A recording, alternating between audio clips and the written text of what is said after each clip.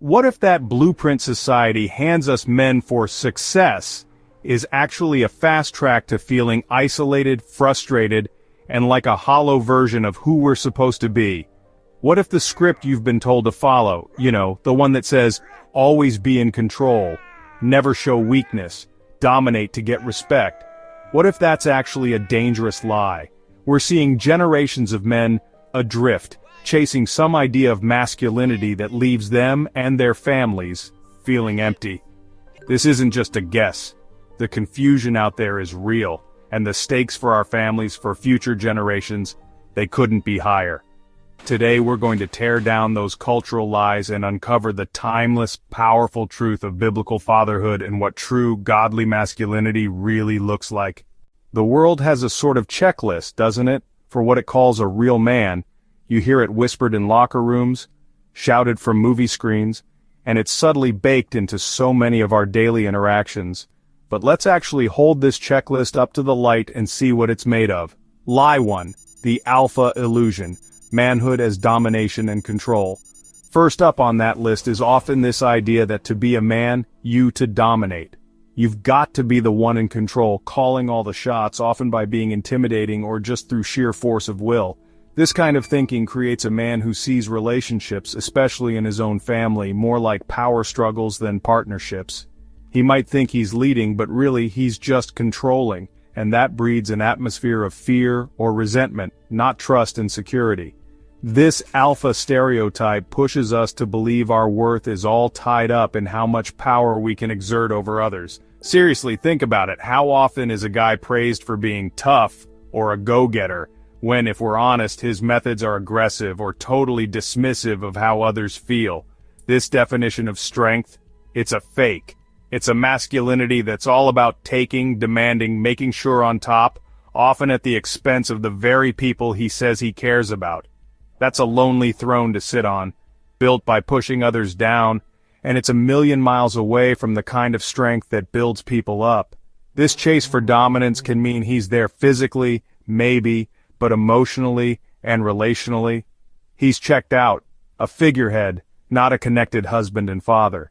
Lie 2. The stone-faced, stoic manhood as emotional suppression. Next up, society tells men that real strength means bottling up your emotions. Real men don't cry. Suck it up. Don't be vulnerable. This lie shoves men into an emotional straitjacket, teaching them that being vulnerable is the same as being weak. The man who buys into this becomes an island. He can't connect deeply with his wife because real intimacy needs emotional openness. He can't show his kids what healthy emotions look like, so they're left confused about their own feelings. This emotional lockdown doesn't make a man strong, it makes him brittle. When life's pressures inevitably hit, the man who has no healthy way to deal with his fears, his sorrows, or his uncertainties is more likely to snap. And often this pressure comes out as anger, withdrawal, or even destructive habits. He might think he's projecting this image of cool, unshakable strength, but what his family often gets is a man who's emotionally MIA, distant, and maybe even a bit scary because his true feelings are a total mystery. The idea that you can never show weakness? That's a heavy weight to carry, and it cuts men off from the very support they desperately need. Lie 3. Strength redefined. Manhood as aggression and self-reliance. And what about strength itself? Society often makes masculine strength out to be about being physically tough, aggressive, or having this almost arrogant, I don't need anyone attitude. It's that whole man against the world story. But this version of strength often gets used like a weapon, to get your own way, to prove a point, or to make sure nobody ever thinks you're less than. It's a strength that's all about, not about serving others. This cultural script can make us hesitant to ask for help, to admit we don't have all the answers, or to lean on anyone, even God. The problem here is that it's just not sustainable, and it's definitely not biblical. It confuses arrogance with real confidence, and aggression with being assertive.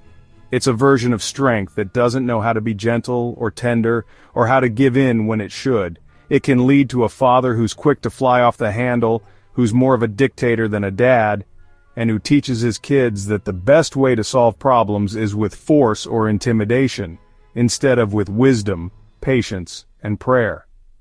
This self-centered strength is a dangerous counterfeit because, in the end, It serves a man's ego, not his God or his family. Alright, let's demolish those lies with the truth that lasts. The truth from God's Word. Biblical masculinity, especially when we're talking about being a father, isn't about worldly power, or being emotionally distant, or aggressively self-reliant.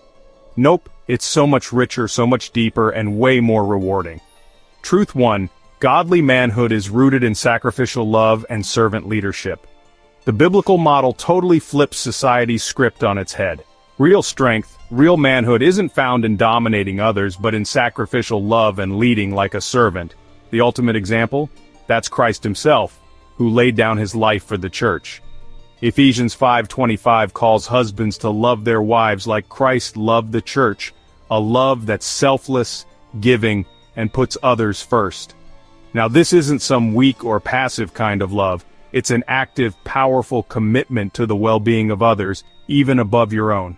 A godly father doesn't lead with an iron fist, he leads with a loving hand. He uses his strength not to control, but to protect and provide. His leadership in the home isn't about having the loudest voice or needing the final say on every little thing. It's about creating a home where his wife and children can thrive, where they feel safe, cherished, and empowered. This kind of leadership doesn't look for its own glory, it points his family toward Christ. It's about humility, not arrogance. Think about Joseph, Jesus' earthly dad. He showed compassion, courage, and amazing self-sacrifice in protecting and raising Jesus, answering God's call even though it could have cost him everything and brought him shame. That is strength under God. Truth 2. Godly manhood embraces emotional strength and vulnerability. Forget that worldly lie about stoicism. Biblical manhood actually embraces emotional strength, and that includes being able to be vulnerable and to feel things deeply. Jesus himself wept. He expressed righteous anger, he showed incredible compassion. Our emotions are God-given, and learning to handle them in a godly way is a sign of maturity, not weakness. A godly father isn't afraid to say when he's wrong, to ask for forgiveness, or to share his own struggles when it's appropriate. This doesn't mean wild, uncontrolled emotional outbursts. It means having the guts to be honest about what's going on inside and to connect with others on a real, emotional level. It means showing our kids that it's okay to feel deeply, and teaching them how to bring those feelings to God. When a father is willing to be vulnerable, he creates a safe space for his family to be vulnerable too. He models relying on God, showing that true strength isn't about never needing help, but about knowing where to turn when you do need it. This is the kind of gentleness and emotional availability that truly nurtures a family. Truth 3. Godly manhood wields strength for loving protection and spiritual guidance. Biblical strength isn't for selfish gain or puffing out your chest, it's for lovingly protecting and spiritually guiding your family. This means protecting them physically, for sure, but also looking out for them emotionally and spiritually. A godly father is like a guardian at the gate of his home, spotting harmful influences and working hard to lead his family in God's ways. He's called to nurture his children, not to provoke them to anger, like Paul tells us in Ephesians 6:4. This means discipline is done with love and for correction, not because he's frustrated or needs to show who's boss. Think of Job, who consistently led his family in prayer and was deeply concerned for their spiritual well-being, acting almost like their priest. Or Abraham, who was tasked with passing on a legacy of faith and trust in God to all his kids and grandkids. This is proactive, engaged fatherhood. It's about using your influence, your wisdom, and your strength to build up, to teach, and to be an example of a life lived for Christ. This kind of strength shows up as accountability, self-control, and having your main identity in Christ, not in whatever culture says today. So, the difference is pretty clear, right? A hollow, often destructive cultural script on one side, and a rich, life-giving biblical truth on the other. The choice of which path to follow, that has eternal consequences for us and for our families. Embracing godly fatherhood isn't about being perfect. It's about consistently and intentionally aiming for God's design. So what can you actually do? Here are a few practical ways to start walking in this truth today. First, prioritize presence over performance. Your kids will remember you being there and paying attention way more than they'll remember your job titles.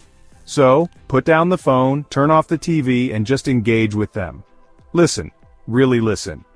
Be emotionally available. Those moments of genuine connection, they're priceless. Second, lead with sacrificial love.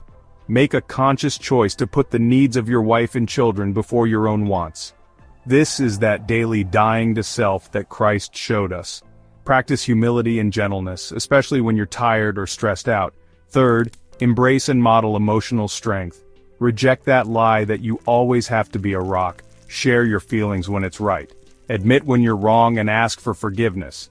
This teaches your kids that strength and vulnerability aren't opposites, they actually go hand in hand.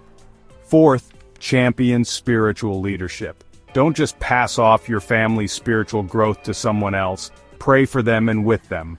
Open the Bible together. Talk about what it means to follow Christ in everyday life. Let your actions preach just as loudly as your words. Fifth, consciously reject harmful cultural stereotypes. Be critical of the messages the world is sending about what it means to be a man. Talk about these things with your sons and daughters. Point them to biblical heroes and godly men around today who show what true strength looks like. And finally, practice accountability and self-control. Real strength is strength that's under control. Find some other godly men who can encourage you and help keep you on track. Be quick to repent and want to grow when you mess up. If you're tired of the pressure to live up to society's impossible and damaging standards of manhood, if you're ready to step into the freedom and purpose of godly masculinity and fatherhood, then the first step is a conscious decision to reject the lies and actively go after the truth. And guess what? This isn't a journey you have to take by yourself. The world is desperate for men who will courageously embrace this biblical model. Men who get that their strength is a gift to be used for serving others, not for boosting their own ego. Men who lead with love, live with integrity, and leave a legacy of faith. Imagine a generation of fathers rising up committed to nurturing their families with love and respect for the Lord, reflecting God's own father heart. Imagine homes filled with genuine love, emotional safety, and spiritual energy because men decided to trade the world's cheap imitation for God's authentic design. This isn't some far-off dream, it's a biblical command and an incredible privilege. Reclaiming fatherhood in this way doesn't just change individual families, it transforms entire communities and cultures, all for God's glory. If this message hit home for you, please share this video with another man who might need to hear it.